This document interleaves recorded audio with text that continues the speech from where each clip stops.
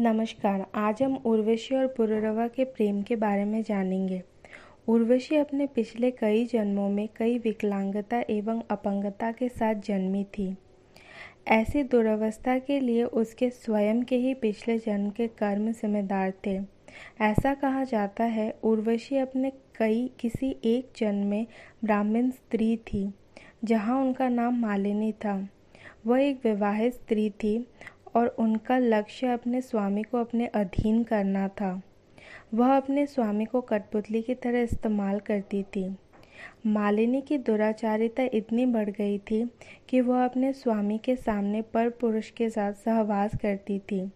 अपने पापों के फलस्वरूप उर्वशी को कई जन्म विकलांग पशुओं के रूप में लेना पड़ा। हजारों वर्ष के बाद एक बार पशु रूपी उर्वशी की एक दिव्य ब्राह्मण पुत्र से भेंट हुई और उनकी सहायता से वह शाप मुक्त हुई और उनका जन्म अत्यंत सुंदरी उर्वशी के रूप में हुआ। एक दिन उर्वशी धरती की यात्रा पर थी। धरती के वातावरण से उर्वशी मोहित हो चुकी थी, इसीलिए उन्होंने अपनी सखियों के साथ कुछ समय धरती पर बिताने का निर्णय लिया। अब जब उर्वशी पुनः स्वर्गलोक लौट रही थी, तब रास्ते में एक राक्षस ने उनका अपहरण कर लिया। अपहरण के समय वहां चंद्रवंशी राजा पुरुरवा भी गुजर रहे थे।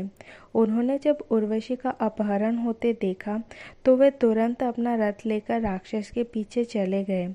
युद्ध करने के पश्चात पुरुरवा ने उर्वशी को राक्षस के चंगुल से बचा लिया था। राक्षस के साथ संघर्ष के दौरान पहली बार किसी मानव ने उर्वशी को स्पर्श किया था। उर्वशी पुरुरवा की तरफ आकर्षित हो गई थी और पुरुरवा भी अप्सरा उर्वशी के सौंदर्य पर मोहित था। परंतु उर्वशी को स्वर्ग लौटना ही था। दोनों ने एक दूसरे को भरे मन से विदाई दी। जुदा होने पर भी वो दोनों एक दूसरे को भुला नहीं पा रहे थे। समय के साथ दोनों के प्रति दोनों का प्रेम और भी बढ़ने लगा। दोनों को अब जुदाई बर्दाश्त नहीं हो रही थी। एक बार की बात है, स्वर्ग में एक नाटक का आयोजन किया गया। इस नाटक में उर्वशी लक्ष्मी माता का किरदार निभा रही थी। किरदार निभाते समय अपने अनजाने में उर्वशी ने भगवान विष्णु का नाम न लेकर पुरुरवा का नाम ले लिया था। यह देखकर नाटक के निर्देशक भरत मुनि को क्रोध आ गया। उन्होंने उर्वशी को शाप देते हुए कहा, एक मानव की तरफ आकर्षित होने के कारण तुझे स्वर्गलोक छोड़ना होगा एवं पृथ्वी लोक पर ही रहना पड़ेगा। परंतु यह शाप तो उर्वशी के लिए वरदान जैसा साबित हुआ।